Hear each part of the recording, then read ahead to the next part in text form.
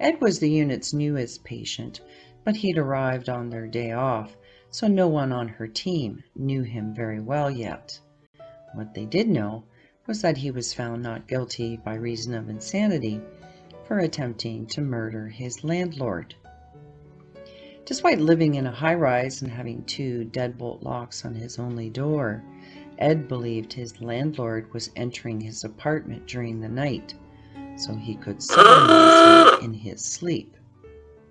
Had he been in his early 20s, his first psychotic episode and resulting diagnosis of paranoid schizophrenia wouldn't have been so unusual.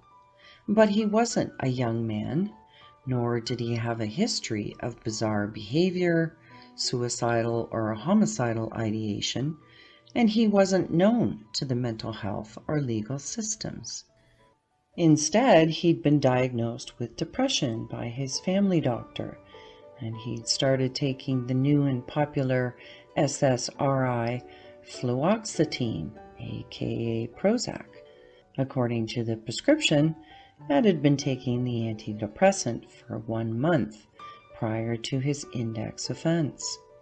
But because the drug was relatively new, and because Eli Lilly hadn't been sued and a Dear Doctor letter hadn't been published yet, no one suspected that Ed was actually experiencing the paradoxical reaction of an SSRI-induced psychosis. So they kept giving him the antidepressant, and shortly after his admission to the assessment unit, they added an antipsychotic medication. Shortly after that, he tried to break his neck by doing a headstand in his toilet. Cassie and a patient named Arthur were in the smoke room alone, and as usual, she made sure she was sitting closer to the door. When Ed entered the smoke room, he ignored Arthur and Cassie, and after he lit an inch-long cigarette butt on the hot spot, he sat down between her and the door. Cassie introduced herself as a nurse on the unit and politely asked him to move to the bench across from her. But he refused and said he didn't take orders from bitches. Before she had a chance to respond, Arthur offered Ed one of his cigarettes, which caused him to move away from the door. Knowing the unit would be locking up for yard shortly, Cassie made her exit and decided she'd lay down the law of the land when Ed was back in his cell. At that time, she'd also assess his mental status and level of risk for harming others. Once the unit was locked up and the interested patients were herded outside for an hour of fresh air, Cassie read through Ed's chart and found out that in the year prior to his index offense, he'd reluctantly gone through a divorce after 30 years of marriage. And he'd been laid off from his job shortly after he was finally promoted to management. In addition to those 2 stressful life events, his cherished dog was hit by a car, and he had no choice but to put him down. She learned that although he wasn't a father himself, he was involved with the Big Brother Association, and he had plenty of friends, family, and former colleagues who were shocked when they learned of his arrest. Then she flipped to the medical section of his chart and noted his CT scan was unremarkable, his drug screens were negative, and other than having a slightly low hemoglobin and iron level, his blood values were within normal limits. Other than his recent mental health difficulties, the letter from his physician only noted hemorrhoids, which he'd felt during Ed's last prostate exam, so he'd sent him for a colonoscopy. After hearing a patient yell, Cassie looked up from the front desk and could see the staff patrolling the corridor had stopped at Ed's cell door and was discreetly signaling to her for assistance. When she attended, Ed was standing on his bed. In one hand he held a wad of bloodied toilet paper. In the other, he held the tab from a soda can, which he'd used to cut his throat. While he purposely flexed so the gash would bleed more, Cassie couldn't help but think of the TV show The Incredible Hulk, except instead of being exposed to gamma radiation, his brain had been hijacked by powerful chemicals. Since he was oozing rather than squirting, Cassie didn't think a full code was necessary, so she quietly gave the relatively new security assistant instructions on who to call and what she wanted him to say. Then she turned back to Ed, and in her calmest voice, she asked him what was going on. Ed declared it was happening again, and added that he knew she was involved, so she shouldn't even bother to deny it. When Cassie asked for clarification, he threw the toilet paper wad in her direction and said he was obviously still getting sodomized in his sleep because his rectum was bleeding. Cassie assured that his complaint was very serious and asked him for a name and when the incident happened, but Ed had no recollection of the actual attack. Then, very gently, she asked how it was possible in a maximum secure facility where the doors were locked at night, and Ed responded that again it was obvious that, just like his landlord, the offender was squeezing through the small gap under his cell door. While they were talking, several staff and her favorite psychiatrist arrived. Cassie introduced the doctor and explained that the staff were there to help him sort out his problem. Then she offered that if he'd cooperate with getting stitched up, she'd let him have a cigarette before going on top status for closer observation. Ed reminded Cassie that he didn't take orders from bitches, and several inappropriate comments about her rectum followed.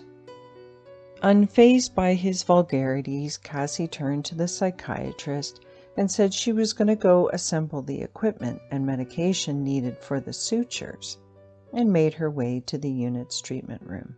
Since her presence agitated him more, when she was finished, Cassie slipped into the smoke room, where she turned the fan off and left the door open so she could hear the negotiations while she had a cigarette.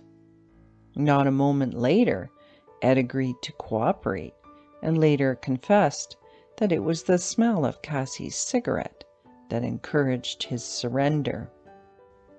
Even though Ed's capacity to consent to his own psychiatric treatment was questionable, it wasn't challenged because he willingly took every pill they offered. That changed, however, when Ed decided he didn't want to take the pills anymore because he believed they were the reason he couldn't wake up while he was being violated by an unknown man who could be entering his room via the crack under his cell door. His doctor and the nurses tried to talk him into taking the pills and warned that stopping the SSRI suddenly may produce uncomfortable side effects.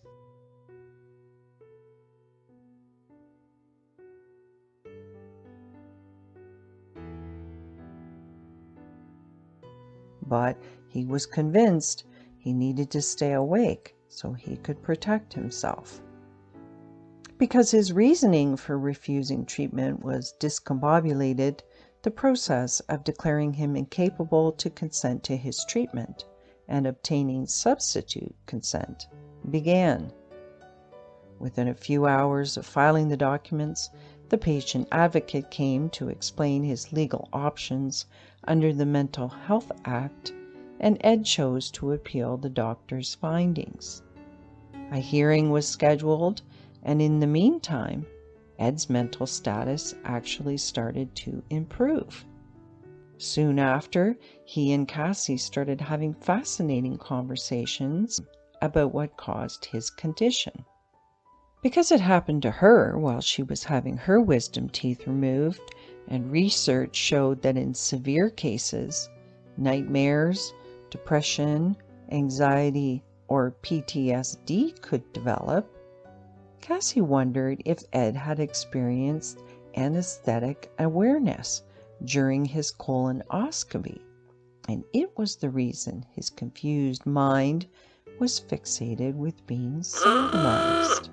Thought to occur in approximately 1% of patients under general anesthetic, Ed was at a higher risk of becoming conscious during surgery because he was a heavy smoker.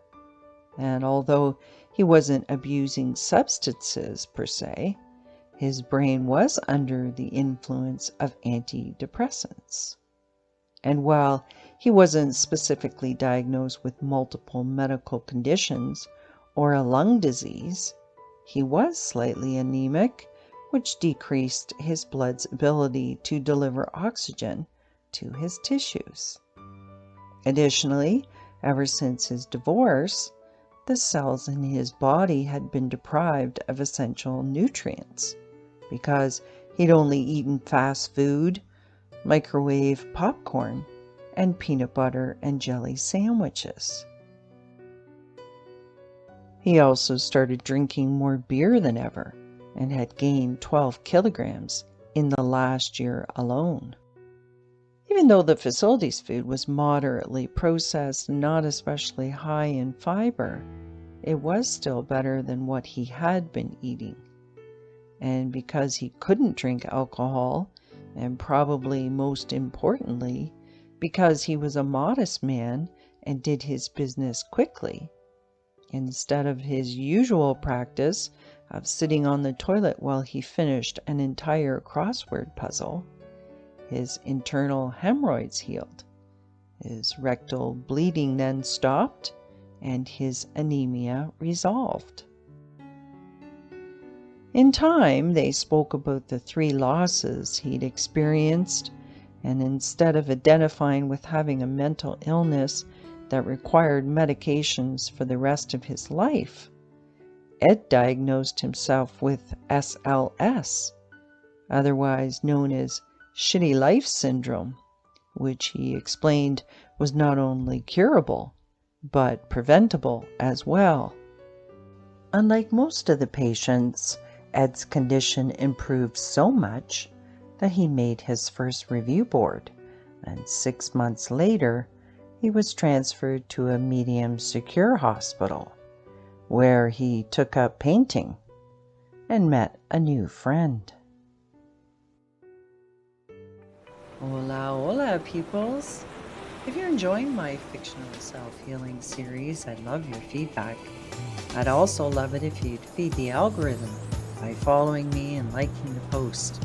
And if you're stuck in the mindset and frequency of a puppet, and you'd like an energy session with me, please reach out and we'll make it happen.